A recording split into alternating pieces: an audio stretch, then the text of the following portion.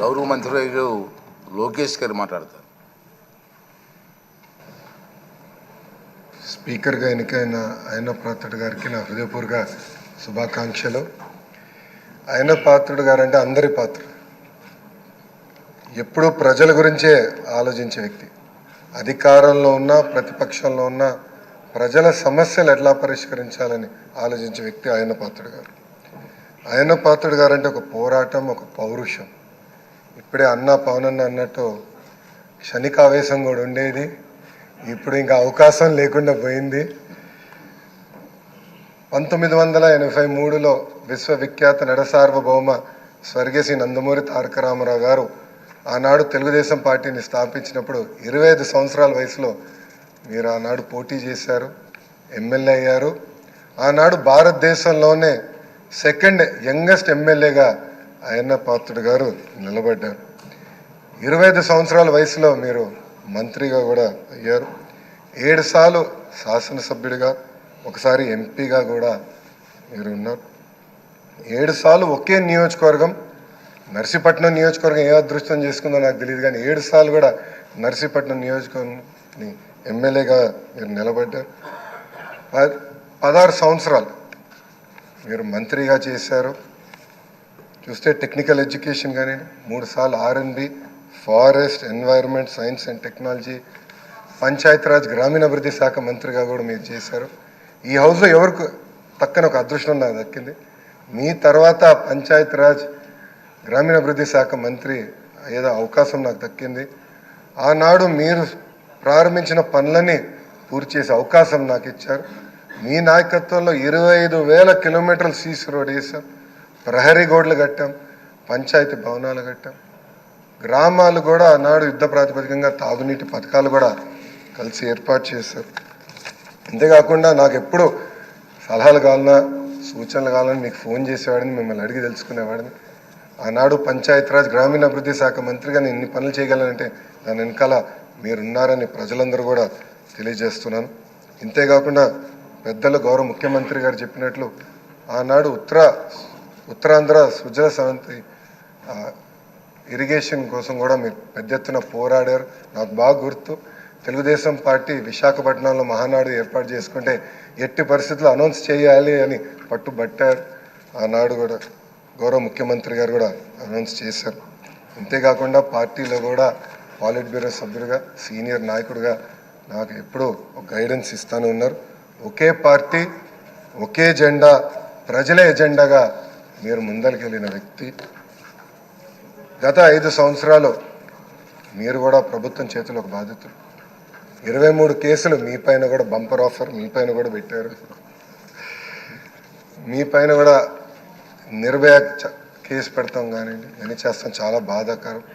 ఆనాడు కావాలని ఇల్లు ఇల్లీగల్గా ఉందని కోర్టు కూల్చొద్దు అని చెప్పినా కూడా అతి ఉత్సాహంతో అధికారుల్ని, పోలీస్ సోదరులను పంపించి మీ ఇల్లు పైన కూడా దాడి చేశారు, కుటుంబం పైన దాడి చేశారు.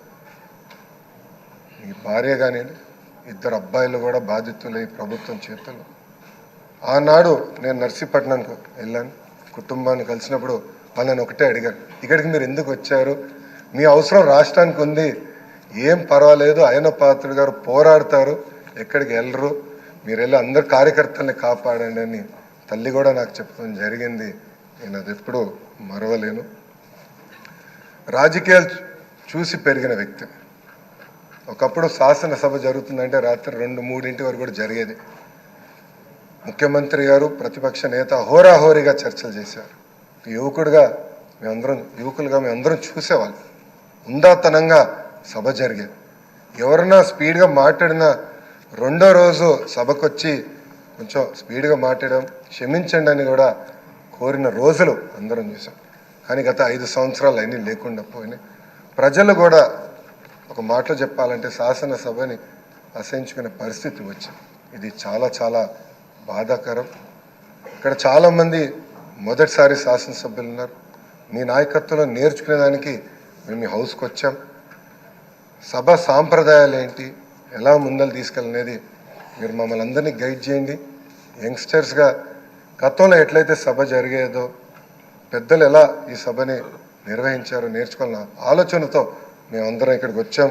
మీ ప్రోత్సాహం ఎప్పుడు మాకు ఉండాలని మిమ్మల్ని అందరినీ అధ్యక్ష వారిని నేను కోరుతున్నాను. అంతేకాకుండా మాకు నాయకత్వం అందించండి, లీడర్షిప్ ఇవ్వండి. హౌస్ని మేమందరం మీరు చెప్పిన మాట మీద నిలబడతాం. గౌరవ ముఖ్యమంత్రి గారు మన మంత్రులు కలిసినప్పుడు మాకు చెప్పారు, ప్రతిపక్ష హోదా లేకపోయినా, ప్రతిపక్ష ఇక్కడ ఈరోజు హౌస్కి రాకపోయినా మనమే ప్రతిపక్షం అనుకోవాలి. ప్రజల తరపున నిలబడాలి, ప్రజల తరపున పోరాడాలి, ప్రజల సమస్యలు తెలుసుకోవాలి, ప్రజలు కావాల్సిన చట్టాలు మనం తీసుకురావాలని చాలా స్పష్టంగా చెప్పారు. దానికి మీ సహకారం చాలా చాలా అవసరం అని మిమ్మల్ని నేను కోరుతున్నాను. అయ్యన్నథ్ పాత్రుడు గారిపైన ఎన్ని కేసులు పెట్టినా, ఎన్ని రకాలుగా హింసించినా ఆయన ఒకే మాట చెప్పేవారు, నేను తగ్గేదే లేదనేవారు. అహర్నిశలు పోరాడేవారు. గన్నవరం సభలో కూడా మీరు ఆనాడు వచ్చి మాట్లాడితే కూడా మరుసటి రోజు మీ పైన కేసు పెట్టి నాన్ బెయిలబుల్ వారెంట్ కూడా ఇష్యూ చేస్తాం చూసాం. కానీ ఆయన పాత్రుడు ఎప్పుడు తగ్గలేదు, ఎప్పుడు పోరాడితే ఉన్నారు. ఆ స్ఫూర్తిని మేము అందరం కూడా హౌస్కి తీసుకెళ్తాం. మీ దగ్గర నుంచి మేము చాలా నేర్చుకోవాల్సిన అవసరం ఉంది. సో మా లాంటి యువకుల్ని ఈ హౌస్లో మీరు గైడ్ చేయాలని ఈ సభాముఖంగా కోరుకుంటూ నాకే అవకాశం ఇచ్చిన మీకు నా హృదయపూర్వక నమస్కారం. సత్యకుమార్ యాదవ్ గారు.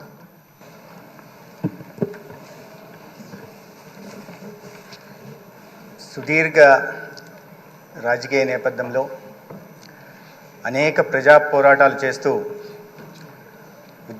ఉత్తరాంధ్ర ఉద్యమ స్ఫూర్తికి ఊపిరిగా నిలిచిన పెద్దలు శ్రీ చింతకాయల అయ్యన్న పాత్రుడు గారు ఇవాళ ఆంధ్రప్రదేశ్ దానికి మీ సహకారం చాలా చాలా అవసరం అని మిమ్మల్ని నేను కోరుతున్నాను. అయ్యన్నథ్ పాత్రుడు గారిపైన ఎన్ని కేసులు పెట్టినా, ఎన్ని రకాలుగా హింసించినా ఆయన ఒకే మాట చెప్పేవారు, నేను తగ్గేదే లేదనేవారు. అహర్నిశలు పోరాడేవారు. గన్నవరం సభలో కూడా మీరు ఆనాడు వచ్చి మాట్లాడితే కూడా మరుసటి రోజు మీ పైన కేసు పెట్టి నాన్ బెయిలబుల్ వారెంట్ కూడా ఇష్యూ చేస్తాం చూసాం. కానీ ఆయన పాత్రుడు ఎప్పుడు తగ్గలేదు, ఎప్పుడు పోరాడితే ఉన్నారు.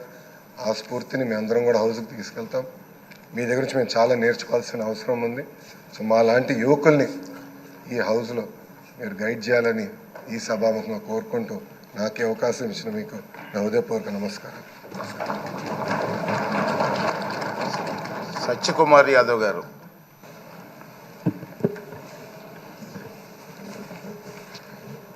సుదీర్ఘ రాజకీయ నేపథ్యంలో అనేక ప్రజా పోరాటాలు చేస్తూ ఉత్తరాంధ్ర ఉద్యమ స్ఫూర్తికి ఊపిరిగా నిలిచిన పెద్దలు శ్రీ చింతకాయల అయ్యన్న పాత్రుడు గారు ఇవాళ ఆంధ్రప్రదేశ్